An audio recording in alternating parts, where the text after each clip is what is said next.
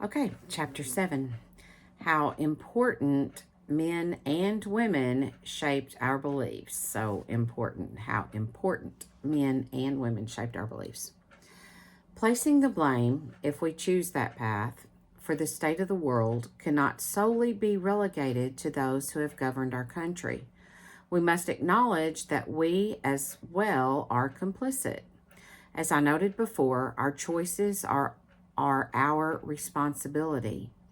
That being said, men and women have long been responsible for shaping our beliefs, our ability to combine experiences and history with imagination, to know an idea that is not immediately tangible, that is, our faith, and then completely make that idea our reality. Because man does govern, if religion shaped the political world, then politics forged the character of religion. Jenkins, page 14. Remember, the bibliography will be at the end. There has always been a choosing of sides in both politics and religion. Good versus bad, right versus wrong, left versus right, black versus white. Division was never a part of the original plan of Yah. Let me not ever pretend, though, to know his mind. Each side persecutes its rivals when opportunity arises, and countless lives have been taken in the name of their side. The Crusades, Inquisitions, and pogroms all lent to the atrocity of Christian violence, and it abounds still today. I was surprised to learn that even in my larger hometown, small in comparison to big-name cities throughout the U.S., there were Christian wars as late as the 1930s. A conflict arose in the Baptist community, leading to open gunfights in the streets as attacks were inflicted upon the police chief and mayor. This was in the 1930s. It is difficult to fathom that the attacks were strong enough to necessitate bringing in the National Guard. This sounds reminiscent of the rioting surrounding Christmas festivities in Chapter 6 that led to the establishment of a police force in New York. It's often the case that things that do not honor Yah or bring him glory lead to death. The conflicts in Jonesboro, as well as all others regarding religion and politics, have destroyed unity and relationships for generations.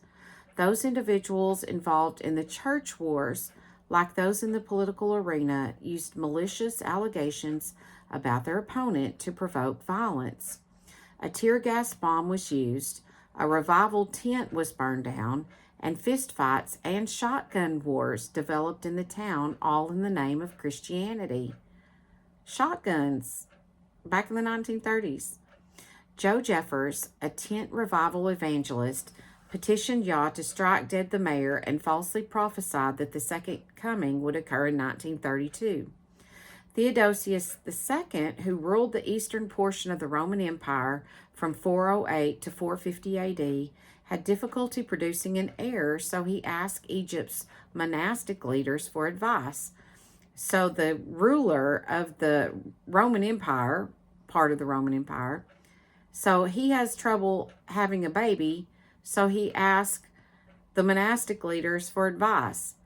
They responded that the lack of a son was God's plan, as the religious order of the world would change after his death, and God wanted to prevent him having a son who would participate in this wickedness. The emperor and his wife agreed to live together in celibacy thereafter.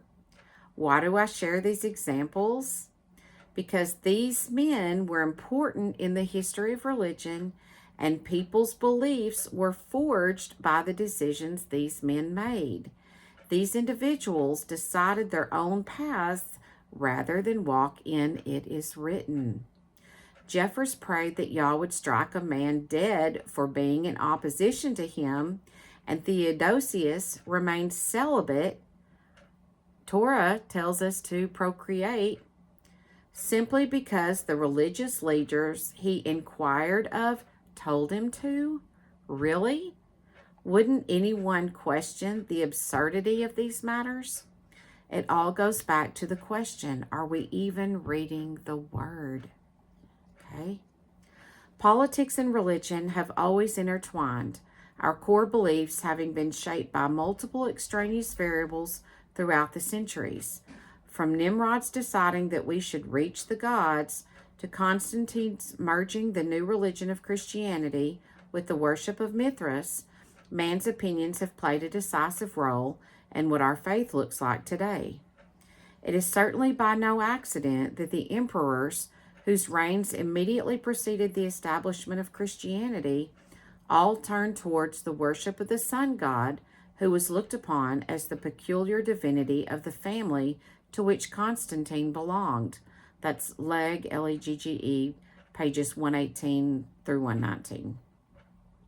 Over the last 2,000 years, bishops, kings and queens, and emperors all played a pivotal role in molding and shaping our current doctrine based upon their own interest, as well as the interest and obsessions of their rivals, the role of competing ecclesiastical princes and their churches, and the empire's military successes or failures against particular barbarian nations.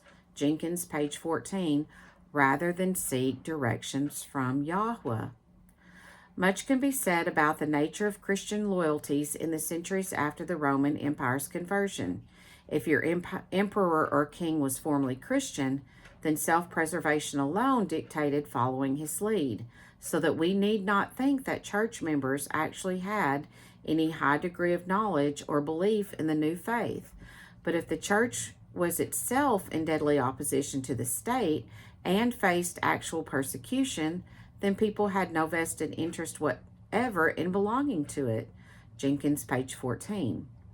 Reaching its peak in 117 AD, the Roman Empire encompassed much of Europe, the Middle East, and North Africa. The city of Rome, being the center of power, left behind a legacy of law, architecture, language, and government. The region was divided into many small kingdoms after the Western Roman Empire collapsed in 476 AD. Because of a geographical shift, the power and prestige of popes in Rome increased dramatically. This Roman faith created a political victory that caused Europe's emerging Christianity to align with the Roman Empire and Western successor states. Consequently, this kept the vision of a Christian empire alive in Europe's churches, creating a church-state alliance. Because a division had occurred in which the Christian world separated from the older Christendom, outside powers were able to exploit Christianity as a whole because of its factions. In the earliest centuries of Christianity, councils were held in which bishops and other clergy met to represent the church in deciding important matters. The council's decisions were authoritative. Unfortunately, the assemblies bore little resemblance to Christian ethics and morality, as they featured backstabbing, plotting, intimidation, etc., much like we see in politics, both past and present. Again, these assemblies resembled the politics of today, as representatives meet to decide what the people want. Even after a decisive vote was taken, the council still had to seek ratification from the emperor, which introduced splendid new opportunities for lobbying and influence peddling. Jenkins, page 24. Remember, we are discussing religious councils here, not politics, and I'm being facetious. We observe the continuation of man deciding what it is we believe. These decisions gave power to imperial families and their officials in addition to patriarchs and bishops. Women at times also held power roles in deciding important matters. Pulcheria, an empress of the eastern portion of the Roman Empire, was in an alliance with barbarian generals and was proclaimed a saint by the church. Does this sound like legitimate and ethical Christianity, to be named a saint while partnering with barbarians? All these councils had immeasurable consequences politically. Prelates represented each of the patriarchal sees. These prelates, meaning bishops or other high ecclesiastical dignitaries, later became saints or fathers of the church. Some of them also represented specific traditions of political power and monarchies. Whereas some patriarchs believed themselves to be gods, popes regarded themselves as emperors, and other patriarchs saw themselves as theocratic leaders. The consequences of these councils with their immoral actions were uprising, coups, and massacres. So, although the Roman Empire was Christian, emperors were indecisive when it related to how much leverage was given to church authorities when assuming the role of agencies of government, and often deficiently backed those officials who tried to enforce peace and stability. As early as the 5th century, bishops had amassed an incredible amount of power, causing them to be unconstrained political actors. The church began to mirror the state rather than be a part of the state itself by demanding complete loyalty from its followers. It became honorable for Christian followers and even monks to fight and kill over issues of faith and theology. Like today, honor, family, and devotion must be defended to the death. I say this facetiously again, but many believe this way. Individuals, both then and now, create loyalties to idols, whether they be doctrines, countries, religions, groups, causes, or even other individuals, and then justify the use of violence and extremist actions because of their idolatry. Unfortunately, although Christianity usually recalls positive aspects such as love thy neighbor and do unto others, there are also struggles and conflicts from the past that need to not be forgotten. There will come a day when even Christian brothers will turn against those believers who worship Yah the way He intended by not walking in the ways of the world. The word itself declares in Matthew 10:21 and 22, "And brother shall deliver up brother to death, and a father his child. And children shall rise up against parents, and shall put them to death. And you shall be hated by all for my name's sake. But he who shall have endured to the end shall be saved." I know the verse is speaking of biological brothers, but the same will be true of Christian brothers as well. As we read in Ecclesiastes 1:9, what has been is what shall be, what has been done is what shall be done, and there is no new matter under the sun. We have seen this with every significant creed and council from the First Council of Nicaea in 325 to the 7th, the Second Council of Nicaea occurring in 787. Just as in the days after Messiah died and was resurrected, those that came under persecution weren't those Christians who look like the world, retaining their pagan holidays and traditions. It was those believers who were set apart in their ways and truly followed the commandments of Yahweh.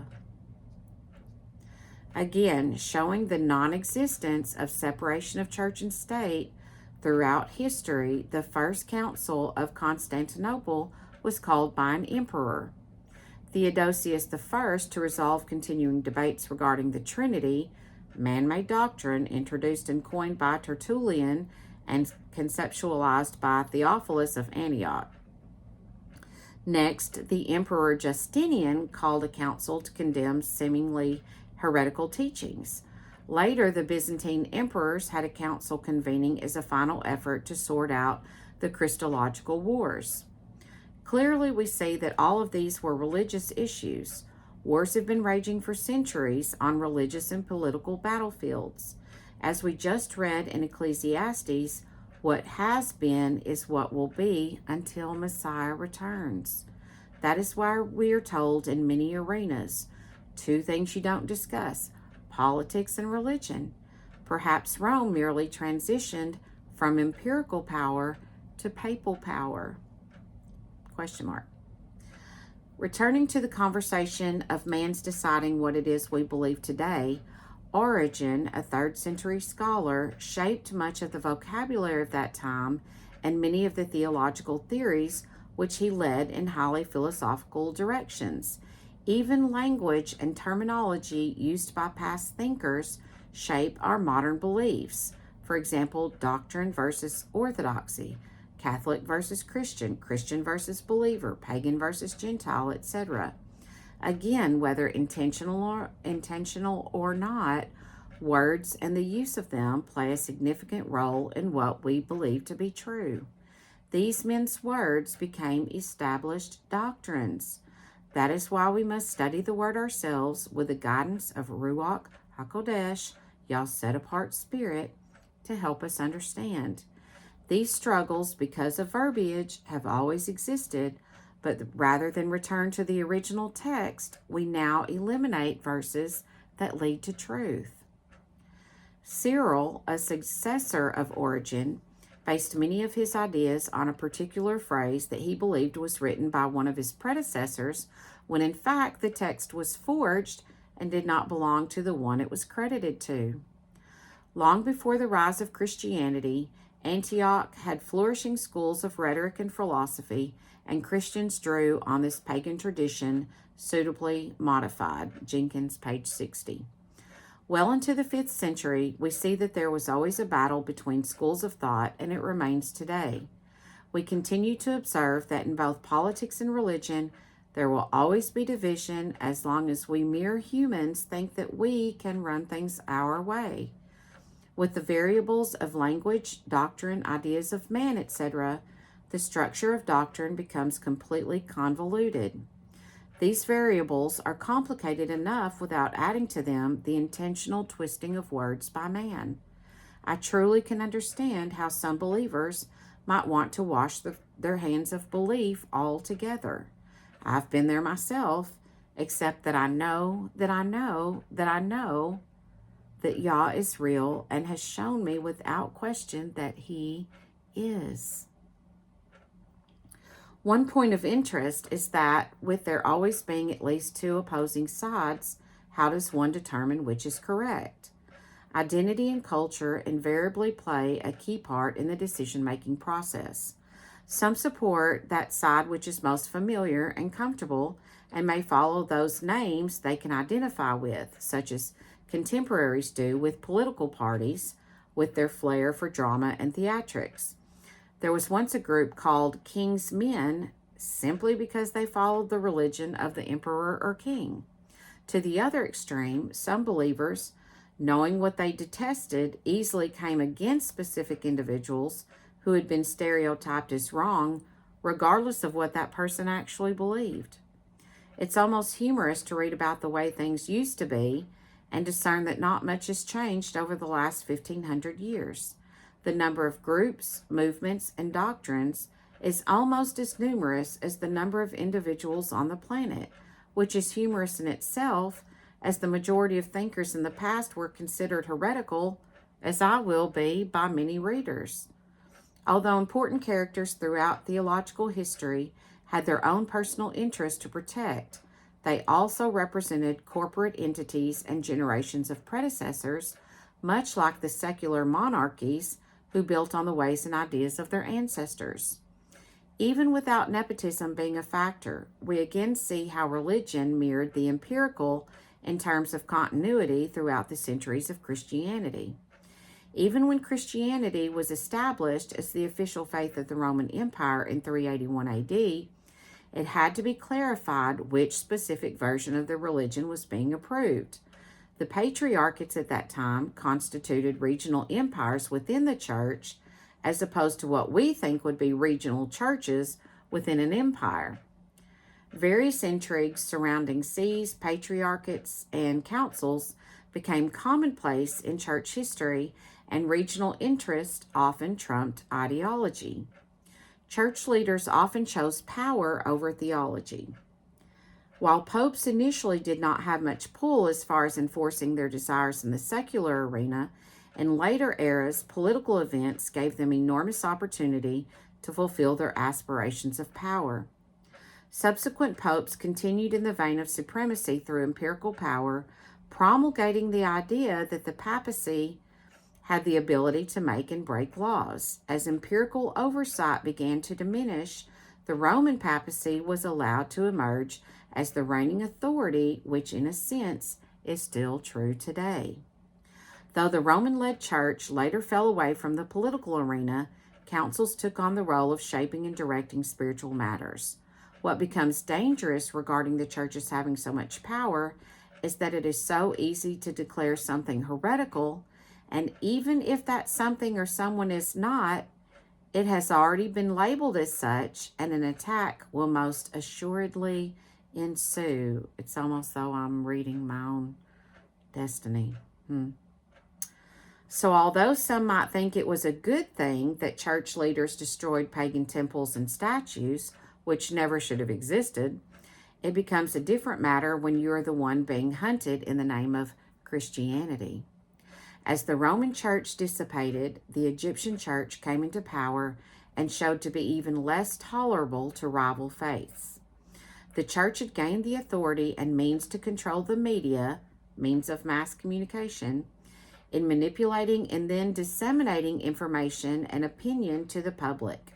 Does that sound like our current televised media, aka medium? This time period brought mob violence, expulsion of entire groups of peoples, and even the mutilation, dismemberment, and burning of a woman based on an alleged friendship with a denounced pagan idolater. These things were all done by Christians and monks and was done in a church. During this time, the patriarchs had an imperial capacity, and their ecclesiastical power allowed them to determine the beliefs and practices of the churches. It is difficult to ascertain whether this fervor was inspired by nationalism, but the patriarchs certainly viewed themselves as rulers of a Christian empire. An example of patriarchal maltreatment is that of John Chrysostom, an archbishop of Constantinople by Theophilus, Patriarch of Alexandria. Chrysostom was seen as one of the greatest saints of Christian antiquity. Jenkins, page 99. However, when rival Theophilus chose to label him a heretic and joined forces with an empress, Aelia Eudoxia, who already loathed John based on his denunciation of a statue of her being dedicated, along with public festivities, his, meaning John, downfall became inevitable. He was eventually deposed and died on his way to exile.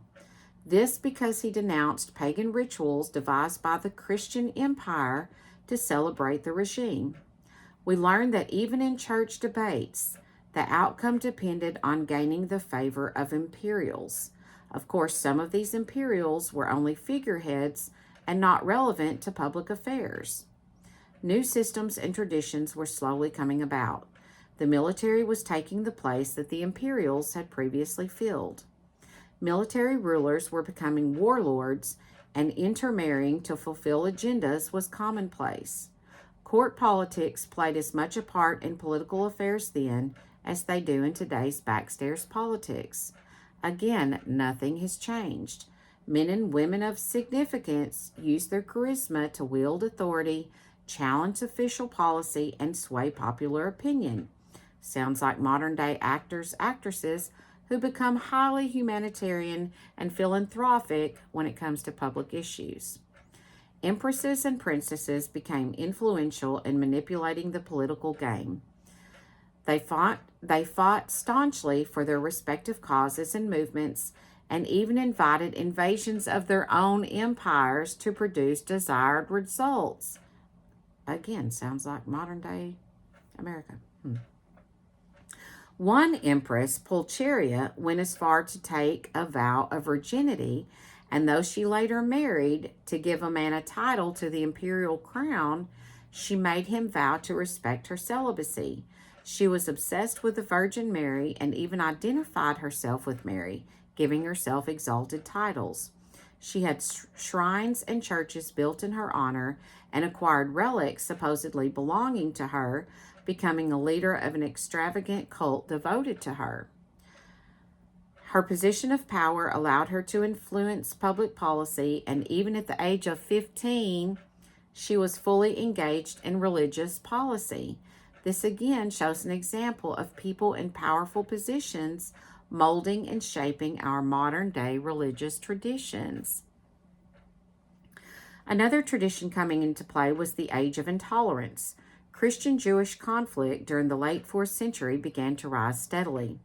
Synagogues were being destroyed, and privileges previously granted to Jews were revoked as the religious climate worsened. Pulcheria's policies included expelling the Jewish population. the Judaization of Christians was punishable by death as well as the confiscation of their property. Christian mobs dug up and burned bodies from a Jewish cemetery. This was in Antioch, the very place we are told Christians first began being called by that term. Do we think that those committing these atrocities were true believers in the one true Yahweh, or would they be those who merely professed their belief in the new religion of Christianity and worshiped the Roman Catholic version of Messiah, Jesus Christ? And do we later witness once again the nothing new under the sun of Ecclesiastes during a period of hatred by a well-known leader that led to the systematic extermination of 6 million Jews and others? Theodosius I implemented strict religious conformity in his policies once he made Christianity the empire's official state religion. He began to expel adherents of those groups with different creeds. The church had become a daunting force in imperial affairs. Bishops were forced to conform to specific beliefs or removed from office, while other believers were forbidden to call their places of assembly churches or even allowed to meet in them.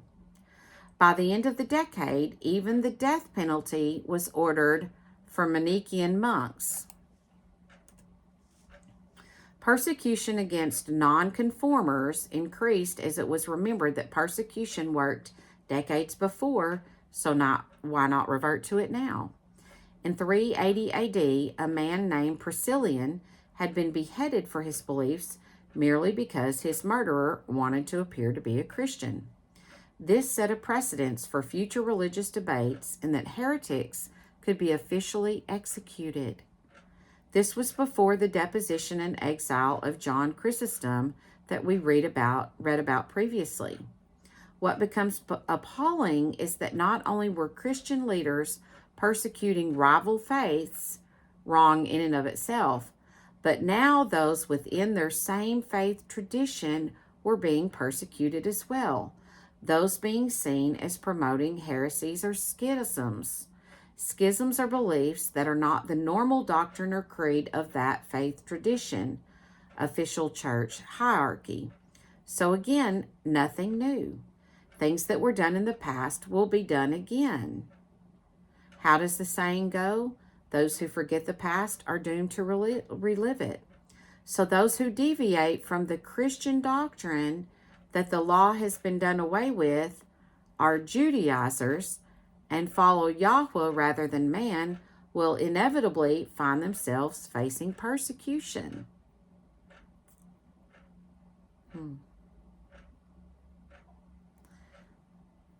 When dissidents lapsed into errors that seemed pagan or Jewish, they thus entered the service of the devil, and surely a Christian society should not tolerate Satan's wiles.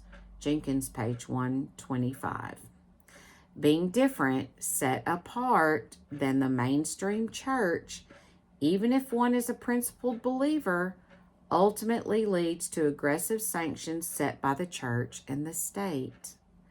Understandably, it was and is difficult to find a balance when determining boundaries and limits around faith and not wanting to revert to pagan ways, but who determines what are the acceptable limits of faith? The state, government, the church, the people, or the word? This dilemma has tenaciously persisted throughout the centuries. Those individuals who ruled Christian empires were privileged to do so. However, they also understood the implications for failing to eradicate heresy and the punishment they might receive, either divine or that of the church. Nestorius, the Archbishop of Constantinople in 428 AD, got to witness firsthand the danger of individuals determining what is considered heretical. Although he himself had no difficulties eliminating those considered heretics and deviants, it became a different matter when he himself was determined to be an arch-heretic simply because he critiqued the way the Virgin Mary was to be addressed. Unfortunately for him, he was in a lose-lose situation, as many had exalted Mary to Godhead status, likening her and Messiah to the goddess Isis and her son Horus. Nestorius did not want Christian doctrine to be contaminated by practices that were based on pagan devotions. There have been individuals like Nestorius who tried to teach the truth but ultimately paid the price.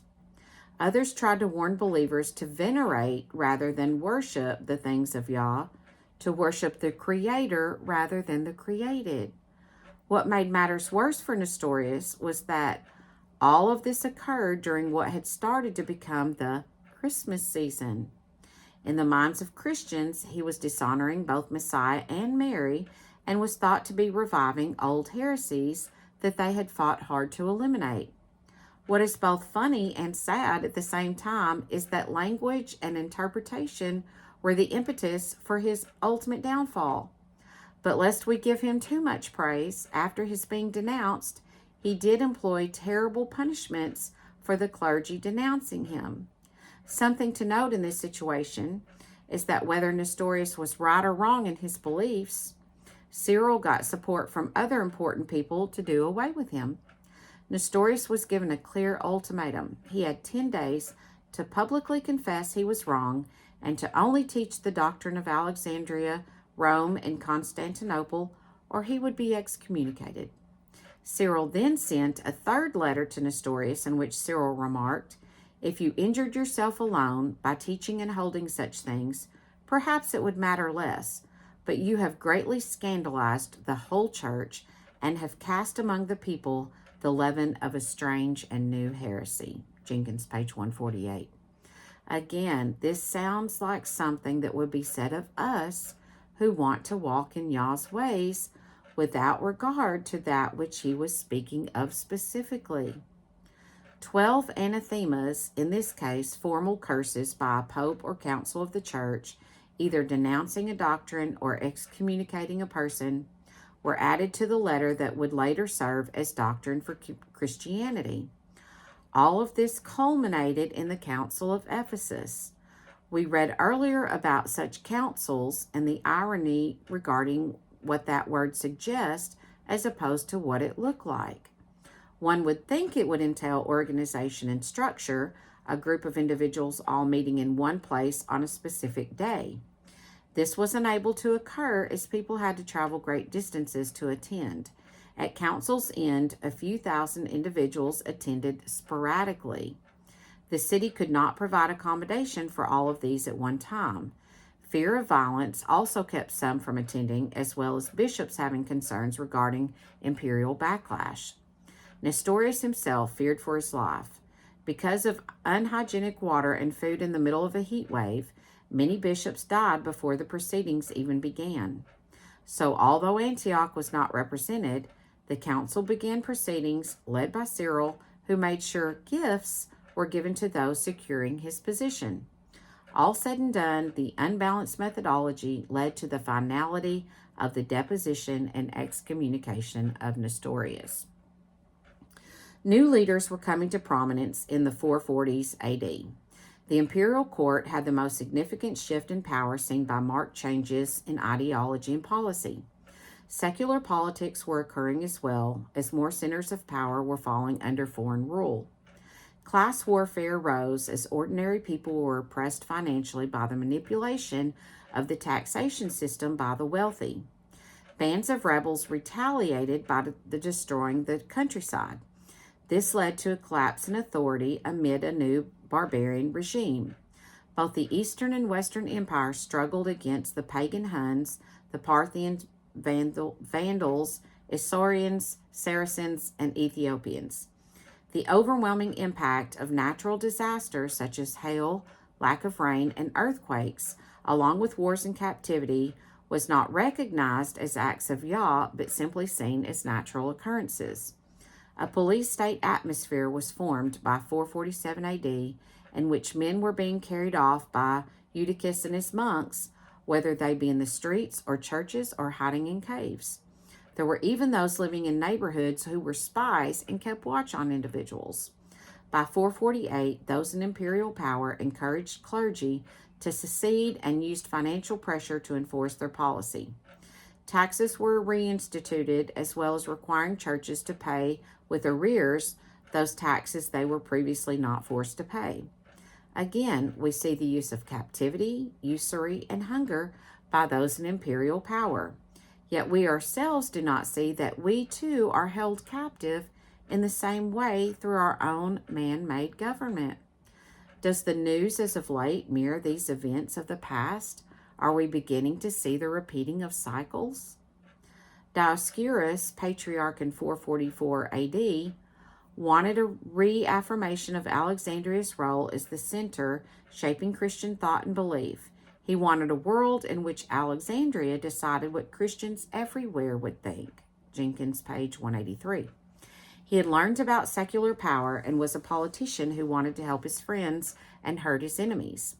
He had gotten used to being supported by the emperor, who was able to overcome any opposition, and he had come from a church that had a long history of trampling opposition itself by using intimidation and manipulation. Again, if there are always two opposing views, with decisions being made based on going with the lesser of two evils, why go with either one? If both sides are each a wing of the same bird, why not pray and seek Yah's face regarding a matter? And if we genuinely want separation of church and state, why are churches 50c3 organizations in which they are recognized by that same code as being legitimate in the eyes of the Internal Revenue Service? By accepting that status, churches waive their freedoms and rights. I understand that this guarantees donors' tithes will be tax deductible, but why would individuals give money to the church and then find it necessary to make sure it was tax deductible? It appears that that practice would make giving meaningless at best. I am aware that 501c3 designation was introduced by the Johnson Act and is mandatory. However, it affirms that there is no separation of church and state, that churches are controlled by the government. Obviously, it is a generalization, but this law allows for fraud and misrepresentation of funds. Always go back to it is written. In this instance, Mark 12:17, give to Caesar what is Caesar's, and to Elohim what is Elohim's. If an individual wants to give money, let him pray about how much and what to give to without wanting a portion of that money back. If, as a group of believers, you do not want to be in bed with the state, find a way to assemble together without having to retain the tax-exempt designation. The Second Council of Ephesus in 449 AD had Dioscorus presiding. As president, he was able to rig the council in his favor. Papal legates were not allowed to moderate. Rome was not represented as their bishop representative had died, and other representatives were ignored, and their personal legate was not allowed a seat. Bishops who were present at the preceding council were excluded, and a monk who was not a bishop was admitted because he had a militia, although his admittance broke precedent. The outcome of the council was quickly determined, as Dioscorus himself determined what was allowed into the proceedings, and a measure of bullying and selective rewriting were involved in the process. Eutychus quickly won the favor of the bishops, which in turn led to an attack against any opponents of his correct doctrine. This now meant that anyone who opposed the teachings of the Council of Nicaea would be condemned. Some bishops agreed to vote because of threats and violence, even signing blank sheets of paper to keep from being exiled or at the least deposed. Later, individuals questioned the writings from the proceedings, as they knew that what had been recorded was not what had been said or done. Dioscorus had had his own notaries write out the proceedings, and they forcefully snatched the other notaries' pens and erased their tablets.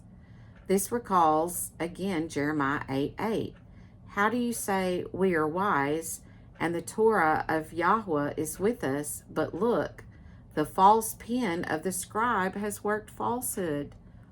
Fortunately, almost all important meetings now include notes taken, are verified by those in attendance, and some are even televised. My point here is that so much of what we believe is based on events and conversations that we were never privy to. So it is imperatively vital that we study His Word in its entirety for ourselves.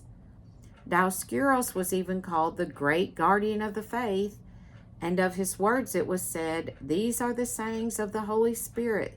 The fathers live through you to the guardian of the faith." Jenkins, page 190. That definitely sounds like blasphemy to me. What is frightening is that what began with deposition and exile now became actual physical attacks and threats of burning alive those considered heretics. Dioscuros himself was later charged with intercepting grain meant to feed starving Libyans and selling it for his own profit, as well as using charitable funds for gambling and illicit women, even in his own episcopal residence. Now, allow me to say that not all those in power, whether it be religious or political, commit heinous crimes and abuse their position or authority. But as in Ecclesiastes 1, these things have been done from the beginning, so we can't think that the likelihood of these things reoccurring is impossible. However, let it also be said that Yah can put anyone He wants in office or other places of importance. This is reminiscent of Daniel when he was under the sovereignty of Darius, in which an interdict was brought before the sovereign to indict Daniel, using his own faith against him. The governors and viceroys lied and used trickery against the sovereign to get him to establish a decree stating that no one could petition their gods for 30 days, or they would be thrown into a den of lions. Though he was thrown into the den, Yahweh delivered him from the mouths of lions. Yahweh placed Daniel in the kingdom of the sovereign intentionally and showed him favor, because with Elohim no matter shall be impossible. Luke 1:37. Also, Nebuchadnezzar and Darius were shown favor, as at times they did honor and exalt Yahweh. Later, at the Council of Chalcedon, the main agenda was the definition of belief, which proved to be made difficult as all the varied factions could not be accommodated. The Egyptians might have been killed if they had signed anything that could be used against them upon returning home. Conclusively, during the fourth session, the council leaned toward a position that was moderate based on previous writings and decisions, calling it the rule of faith as contained in the Creed of Nicaea, confirmed by the Council of Constantinople, expounded at Ephesus under Cyril, and set forth in the letter of Pope Leo when he condemned the heresy of Nestorius and Eutychus. That's a lot of words. Jenkins, page 209. A week later, proceedings began with a draft statement of doctrine that surprisingly had been excluded from the minutes. Men were deposed and later reinstated for varied reasons and by differing means. Some had to make substantial compromises to have their favor restored. Although political realities forced them to anathematize others, they did so through compunction by being pushed into it.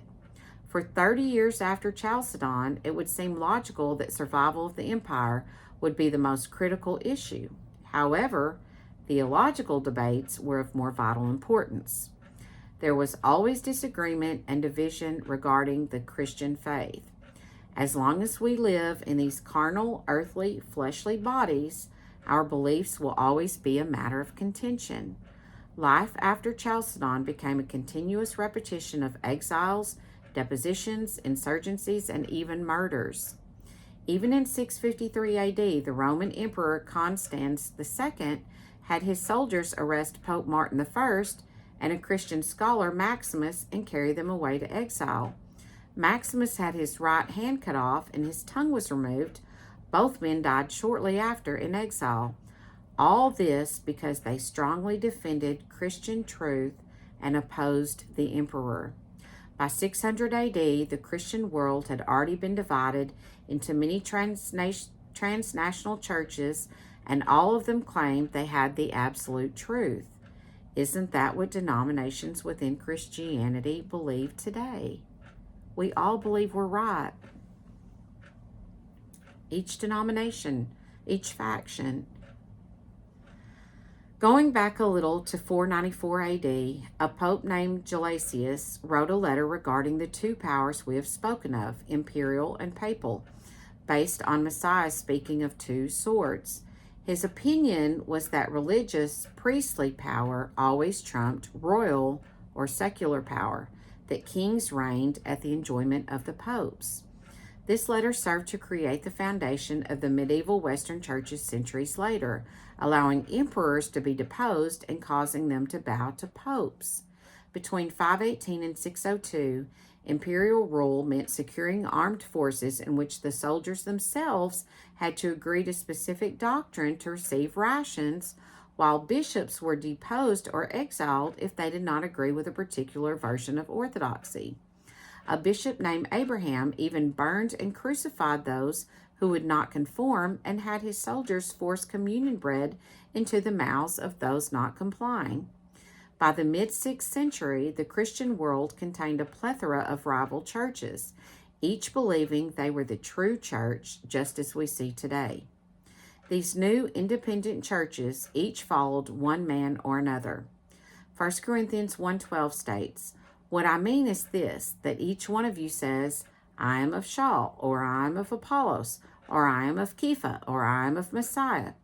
Verse 13 questions, has the Messiah been divided? Was Shaul impaled for you? Or were you immersed in the name of Shaul? If men did not die for us, why would we follow them? When Justin became emperor in 518 AD, it was decreed that anyone who possessed Severus's writings would lose their right hands if they did not burn them. Religious division became more formalized and rigid by the 540s, and by the end of the 6th century, an entire world of alternative Christian thought and writing opened a culture of devotion to saints and martyrs, as well as new linguistic patterns. The wars of the 7th century had a specifically religious quality as each side fought for its God's glory. This type of situation continued to recur throughout history. Bribes and gift giving, the fundamentals displayed in the art of politics in church and state. Later, during the Dark Age of the 16th century, inquisitions, spiritual forces, and evil in leadership positions led to the Word of Yah being eliminated as the standard for life, causing there to be no standard to measure truth by. The United States of America became a corporation in 1871 when our Congress sold our nation to foreign bankers. So we see that it is not about choosing the lesser of two evils. If there are two wings on the same bird, religion or government, left or right wing, do not choose either. Choose Torah. Bow before Yah, repent, seek his face. Jeremiah 17:5. Thus said Yahweh, cursed is the man who trusts in man and makes flesh his arm, and whose heart turns away from Yahweh. My point in all of this is that it does not matter who you are or if what you're doing is right. There will always be worldly systems, whether religious, governmental, medical, etc., controlling the narrative. We must choose Yah's ways, and it is written, over man, especially a specific man, one who becomes a savior to America. As Peter and other emissaries declared, we have to obey Elohim rather than men. Acts 5:29. Ultimately, there were a vast number of traditions that shaped the direction of our current beliefs, including religious, state, political, economic, etc., because all of these influence our everyday decision-making and beliefs. As Jenkins states in Jesus Wars, outsiders, even those as strong as Constantine, could never twist the church into their own image unless their wishes coincided with those of sizable factions within the Christian community. We will see another variety of traditions and customs and how they contributed to the mixing of the holy with the profane in the next chapters. So that's the end of chapter 7. Thank you.